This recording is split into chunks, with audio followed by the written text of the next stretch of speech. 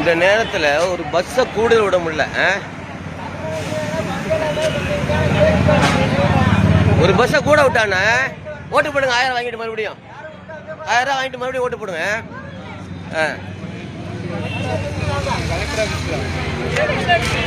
இந்த பிள்ளைங்க எப்படி போவாங்க? காலேஜ் ஸ்கூல் விட்டு போகிற பிள்ளைங்க எப்படி போவாங்க?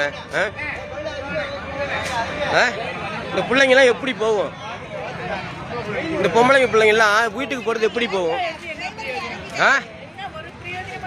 இல்லை அனுப்பிவிடுவான் முதலமைச்சர் இருக்கு. 1000 நீங்கள் தானே 1000 வாங்கிட்டு ஓட்டு போடுறீங்க.